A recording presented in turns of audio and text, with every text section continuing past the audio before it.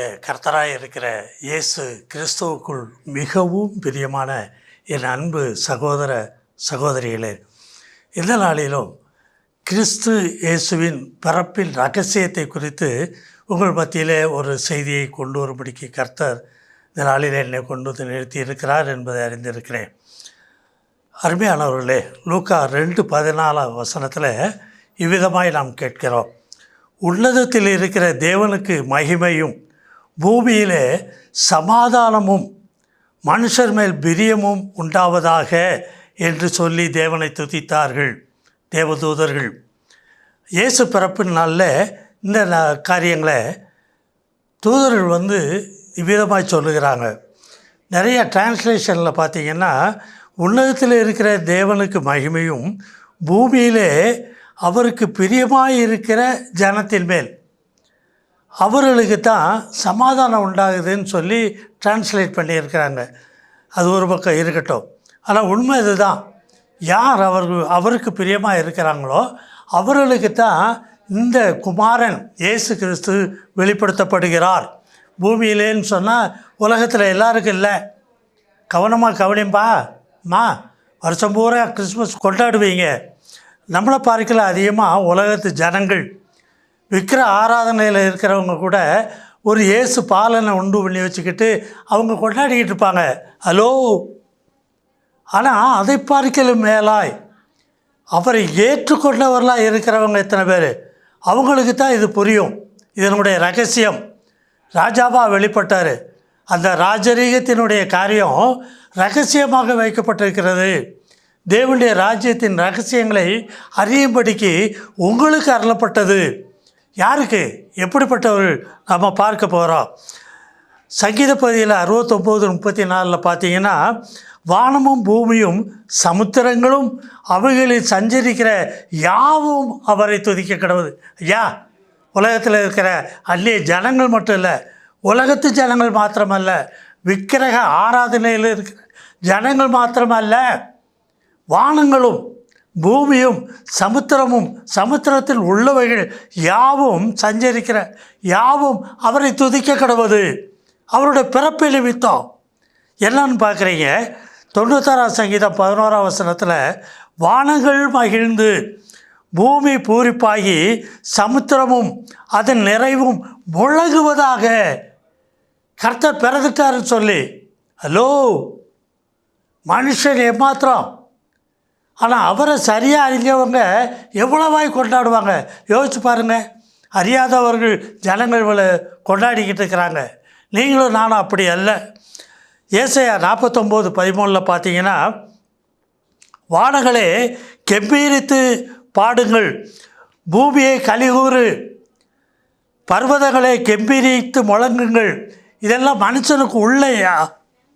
Hello, நீங்களும் நானும் பார்க்கிற இந்த உலகம் இல்லை, தனக்குள்ளே இருந்த பூமி, அவனுக்குள்ளே இருந்த வானங்கள், அவனுக்குள்ளே இருந்த பர்வதங்கள், எதையெல்லாம் நம்பியிருந்தாலும் அது எல்லாத்துக்கும் மேலாய் கெம்பீரித்து களி கூறுகிற அனுபவங்கள்.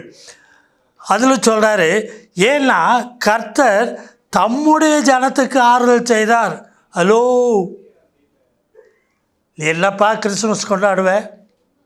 என்ன கொண்டாடிக்கிட்டு இருக்க? ஸ்டாரை கட்டலாம் போதுமா? கேட்க வெட்டலாம் போதுமா? என்ன சந்தோஷத்தில் கொண்டாடுற? உன் ஆத்மாவில் என்ன சந்தோஷம்? விடுதலை ஆகிட்டியா? உன் ஆவி என்ன சந்தோஷத்தில் இருக்குது? உன் மனது என்ன நிறைவில் இருக்குது? கர்த்தர் பிறப்பின் காரியங்களை நீ எந்த வகையில் ருசி பார்த்துக்கிட்டு இருக்கிற? அதை குறித்து தான் நல்லா பார்க்க போகிறீங்க. ஏன்னா கர்த்தர் தம்முடைய ஜனத்துக்கு ஆறுதல் செய்தார். என்ன ஆறுதல்? உலகத்தில் உள்ள எல்லா மனுஷனுக்கு இருக்கிற உபத்திரவங்கள், பாடுகள், துக்கங்கள், துயரங்கள்லாம் இருக்குது. உனக்கு என்ன ஆறுதல் செய்தார்? அவரை ஏற்றுக்கொண்ட ஜனத்துக்கு, உன்னுடைய ஆத்மாவுக்கு, ஆவிக்கு, இருதயத்துக்கு, மனதுக்கு, உள்ளான மனுஷனுக்கு ஆறுதலை உண்டு பண்ணுகிறார். புறம்பாக இருக்கிற மனுஷன் அவரோடு கூட மரித்து அடக்கம் பண்ணப்பட்டு அவர் புது சிருஷ்டியாக எழுந்திருக்கிறான். அப்படித்தான் இது கிறிஸ்மஸ்ஸு. அப்படிப்பட்டவனுக்கு தான் இந்த கிறிஸ்மஸ்.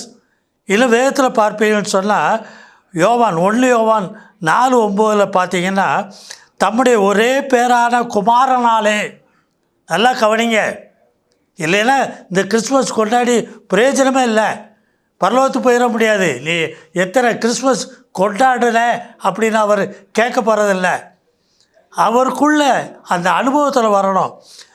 அந்த குமாரனாலே, ஒரே பேரான குமாரனாலே நாம் பிழைக்கும்படிக்கு, நாம் ஆத்துமா ஆவி இருதயம் மனதெல்லாம் பிழைக்கும்படிக்கு அவரை இவ்வுலகத்தில் அனுப்பினதினால் தேவன் நம்மேல், இப்படி அவரை விசுவாசிக்கிற நம்மேல் வைத்த அன்பு வெளிப்பட்டது. எல்லார் மேலே இல்லை. உலகத்தில் உள்ள எல்லா மனுஷனும் இந்த அனுபவத்தை பார்க்க முடியாது. அதனால தான் அவர் சொன்னார், யோவான் 3:16 திட்டவும் தெளிவுமா அந்த காரியத்தை குறித்து சொல்லியிருக்கிறார். விசுவாசிக்கிறவன் எவனோ அவன் கெட்டு போகாமல் நித்திய ஜீவனை அடையும்படிக்கு அவரை தந்தர்களே. அப்பா, விசுவாசிக்கிறவனுக்கு தான். என்னமோ ஏசு பாலகனை தூக்கிட்டு கையில் சுருவத்தை வச்சு ஆடுறதுனால இல்லை, வீட்டில் பெரிய நட்சத்திரத்தை தொங்க விட்டதுனால இல்லை, கேக்கு வாங்கி வெட்டி சாப்பிட்டு சந்தோஷப்பட்டதுனால இல்லை, அநேக ஏழைகளை சந்தித்ததுனால இல்லை. முதலாவது உனக்குள் அவரை நீ விசுவாசித்து ஏற்றுக்கொண்டவனாக இருக்கணும். எவனோ அவன் கெட்டு போகாமல். ஏன்னா பிறக்கும் போது நீ எதெல்லாம் பிறந்த துர்க்குணத்தில் உருவானே. என் தாய் என்னை பாவத்தில் கற்பந்தரித்தாள். பாவம் முற்றில் நீக்கப்படணும். அது மாத்திரம் போதாது, உன் பொல்லாத இருதயம் மாற்றப்படணும், புதிதாக்கப்படணும். கல்லான இருதயம் மாற்றப்படணும். உன் ஆவி மாற்றப்படணும். உனக்குள்ளே ஓ ஆவியினால் ஜீவிக்கிற அனுபவம் அல்ல, பரிசுத்த ஆவியினால் ஜீவிக்கிற அனுபவத்துக்கு வரும்படிக்குத்தான் தன்னுடைய குமாரனை இந்த பூமியில் அவர் அனுப்பினார். அவன் நித்திய ஜீவனை அடையும்படிக்கு அவரை தந்தருளி. எப்பா, உனக்கு கொடுத்துருக்காருப்பா. கையில் சுருவத்தை வச்சு ஆடிக்கிட்டு இருக்கிறதுக்கு இல்லை, விக்கிரகத்துக்கு இல்லை. உனக்குள்ளே அவரை நீ அறியணும். உனக்கு தந்திருக்கிறாரு. அவர் ஜீவிக்கிறார். மரித்தேன் ஆனாலும் சதா காலங்களும் நான் உயிரோடு இருக்கிறேன்னாரு. நமக்குள்ளே இருக்கிறாரு. இன்னும் பார்ப்பீங்கன்னு சொன்னால் மத்தேயு 11:25 திட்டவும் தெளிவுமா அதை குறித்து சொல்கிறாரு. என்ன சொல்கிறாரு?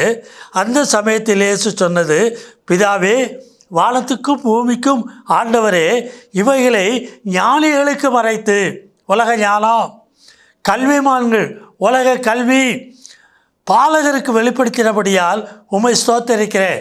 எந்த பாலகர்? ஒருவன் மறுபடியும் பிறவாவிட்டால் அதான் பாலகன். ஒருவன் ஜலத்தினாலும் ஆவியினாலும் பிறவாவிட்டால் அப்படின்னு அவர் தான் சொன்னார். அவரை போல பிறக்கணும். மாம்சத்தினாலோ இரத்தத்தினாலோ புருஷ சித்தத்தினாலோ பிறவாமல் தேவனாலே பிறந்தவர்களுக்கு தான் இந்த கிறிஸ்மஸ் அவர் தான் அனுபவிக்க முடியும். அவர்கள் தான் மகிழ்ந்து கொண்டாட முடியும். வானங்களை பார்க்கலாம், இந்த பூமியை பார்க்கலாம், சமுத்திரங்களை பார்க்கலாம். அவனுக்குள்ள அந்த சந்தோஷம் உண்டாயிருக்கும். மத்தேயு 11:26 சொல்கிறாரு, ஆம் பிதாவே, இப்படி செய்வது உம்முடைய திருவுளத்துக்கு பிரியமாக இருந்தது. அதான் பிரியப்படுறாரு. அவரை ஏற்றுக்கொண்டவர்கள் எத்தனை பேர்களோ அவர்களுக்கு தான் இது புரியும். அவர்கள் மேலே தான் அவர் பிரியமாக இருக்கார். அவர்களுக்கு தான் சமாதானம், ஆவியில், ஆத்மாவில், இருதயத்தில், மனதில். உலகம் கொடுக்குற சமாதானம் இல்லை, அவருடைய சமாதானத்தை உள்ளே கொடுக்குறாரு. இதுக்கு தான் உலகத்துக்கு அவர் வந்தார். இன்னும் சொல்கிறார் ஏசாயா 9:2, இருளில் நடக்கிற ஜனங்கள் பெரிய வெளிச்சத்தை கண்டார்கள். யார்? இந்த உலகத்தில் வாழ்கிற ஜனங்களா? இல்லை, அவரை ஏற்றுக்கொண்டவர்கள். அவர்களுக்குள்ளே இருக்கிற ஆத்துமா, ஆவி, இருதயம், மனதெல்லாம் இருளிலிருந்து விடுதலையாக்கப்படுது. மரண இருளின் தேசத்தில் குடியிருந்தாங்க. அவர்கள் மேல் வெளிச்சம் பிரகாசித்தது. இன்னும் சொல்கிறாரு லூக்கா 1:78, அந்தகாரத்திலும் மரண இருளிலும் உட்கார்ந்து இருக்கிறவர்களுக்கு வெளிச்சம் தரவும். முதல்ல அவர் நமக்குள்ள இந்த உலகத்தில் வந்த பிறகு அவர் தான் சொன்னார், நானே உலகத்திற்கு ஒளி. என்னை பின் செல்கிறவன் இருளில் நடவாமல் ஜீவ ஒளியை அடைந்திருப்பான். உள்ளே பெற்றிருப்பான். அவன் ஒளிக்குள்ளே நடப்பான். உலகம் முழுவதும் இருளுக்குள்ளே கிடக்குது. பாவ சரீரம் இருள். அதில் விடுதலையாக்கப்படுற காரியத்தை தான் இயேசு வந்து கொடுத்தாரு. அவருக்குள் ஜீவன் இருந்தது, அந்த ஜீவன் மனுஷருக்கு ஒளியாக இருந்தது, எல்லாருக்கும் இல்லை.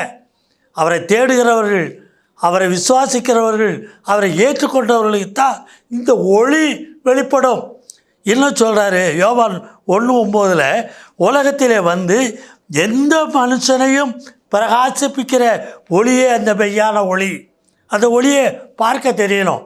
இல்லைன்னா இந்த கிறிஸ்மஸ் நீங்கள் கொண்டாடி ஒரு பிரயோஜனம் இல்லைப்பா. 90 வயசு வரைக்கும் வாழ்ந்தாச்சு, எத்தனை கிறிஸ்மஸ்ஸு கொண்டாடி இருப்பீங்க. ஆனால் இந்த ஒளியை காணலை, ஒளியை அனுபவிக்கலை, இருளை விட்டு நீங்கி ஒளிக்குள்ளாக வரல அப்படின்னு சொன்னால் கிறிஸ்மஸில் அர்த்தமே இல்லை. இன்னும் சொல்கிறாரு யோவான் 8:12, மறுபடியும் இயேசு ஜனங்களை நோக்கி, நான் உலகத்திற்கு ஒளியாய் இருக்கிறேன், என்னை பின்பற்றுகிறவன் இருளிலே நடவாமல் ஜீவ ஒளியை அடைந்திருப்பான். ஹலோ, வீட்டில் நட்சத்திரத்தை கட்டி தொங்க விடுறது பெருசில், உங்களையே வான மண்டலங்களில் இருக்கிற நட்சத்திரங்களை போல பரிசுத்தவான்களாய் நீதிமான்களாய் மாற்றுகிறதற்குத்தான் இயேசு கிறிஸ்து இந்த உலகத்தில் வந்து வெளிப்பட்டார். அவர் இந்த பூமியில் வந்து குருடைய கண்களை திறக்கிறாரு, கட்டுண்டவர்களை காவலிலிருந்து விடுவிக்கிறாரு, இருளில் இருக்கிறவர்களை சிறைச்சாலையில் இருந்தும் விடுவிக்கிறார், பாவ சரீர சிறைச்சாலையிலிருந்து. இன்னும் நிறைய காரியங்களை கொடுக்குறாருப்பா. இந்த 1/4 மணி நேரம்லாம் காணாது. இதையெல்லாம் தாங்குவேன்னு சொன்னால் நிச்சயமாக இது 1/2 மணி நேர செய்தி ஆக்கலாம். சபை வச்சு நடத்தி தசமமாக வாங்கி நான் பிழைப்பில் இருக்கிற மனுஷன் அல்ல. நான் அதுக்காக உங்கள்கிட்ட யாசித்துக்கிட்டு இருக்கலை. கர்த்தர் காரியத்தை செய்வார். சரி, இந்த நாளில் ஏதோ நான் வேகமாக காரியங்களை சொல்லிக்கிட்டு இருக்கேன்னு நினைக்காதீங்க. நல்ல ஒரு கிறிஸ்மஸை கொண்டாடுங்க. இந்த நாளிலாவது மனம் திரும்பு. பரலோகராஜ்யம் சமீபமாக இருக்குப்பா, உள்ளே உணர்ந்து கொடுத்துட்டாரு. அதான் குமாரன் வெளிப்பட்டிருக்கிறார். இந்த கிறிஸ்மஸில் நீங்கள் அவரை தேடுவீர்களே ஆனால் அவரே உங்களுக்குள்ளே வந்து, நானே வழியும் சத்தியமும் ஜீவனமாக இருக்கிறேன், என்னை அல்லாமல் ஒருவன் பிதாவினிடத்தில் வரான், அவருக்குள்ளே நீ வர தெரியலும், ஆச்சரியப்பார்.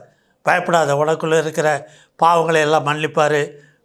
இருதயத்தில் இருக்கிற பாரங்கள், துக்கங்கள், துயரங்கள் எத்தனையோ வருஷமாக இறக்கி வைக்க முடியாமல் தவிச்சிக்கிட்டு இருக்கிறிய அம்மா, தாயே கேளு, கர்த்தர் மாற்றுவார். கிறிஸ்மஸை மாற்றி அமைச்சுக்கோங்க. ஜெபம் பண்ணுவோமா? பரிசுத்தமுள்ள நல்ல பிதாவே, இந்த வேலைக்காக துதிக்கிற ஸ்தோத்தரிக்கிறப்பா. தேவனே, இந்த நாளிலும் கர்த்தர் நீர் எங்களுக்கு கொடுத்த உம்முடைய வார்த்தையின்படி நாங்கள் உம்முடைய குமாரனை ஏற்றுக்கொண்டவர்களாய், அவரை விசுவாசித்தவர்களாய் ஜீவித்து, அவர் எங்களுக்குள் இருக்கிறதை, எங்களுக்குள் வந்து பிறந்திருக்கிறதை, கிறிஸ்து எங்களுக்குள் உருவாகி இருக்கிறதை காணத்தக்கதாய் ஒவ்வொரு பிள்ளைகளுக்கும் உதவி செய்யுப்பா. வானமும் பூமியும் மகிழ்ந்து கொண்டாடுகிறது போல தாப்பனே, எங்களுக்குள்ளாக இருக்கிற ஆத்துமா, ஆவி, இருதய, மனதெல்லாம் புதுப்பிக்கப்பட்ட அனுபவத்தில் தாப்பனே நாங்கள் மகிழ்ந்து கொண்டாடத்தக்கதாய் இந்த கிறிஸ்மஸ் விழாவை எங்களுக்கு ஆசிரியத்துக்கூடும். முற்றிலும் தாழ்த்தி உடைய கரத்தில் ஒப்பு கொடுக்குறேன். கர்த்தரும் அருமை ரட்சகருமான இயேசு கிறிஸ்துவின் மூலம் ஜெபம் கேளும் ஜீவனுள்ள நல்ல பிதாவே, ஆமென். For contact, Evangelist K.P. John David, Door of the Light Ministries, Kovilpatti, 628-502. Phone number 7200-620090, 8072148809. Bank details: State Bank of India, Kovilpatti. Account number 111017795101. Branch code 00859. IFS code SBIN 0000859. MICR code 627002011. SWIFT code SBI NIN BB 469.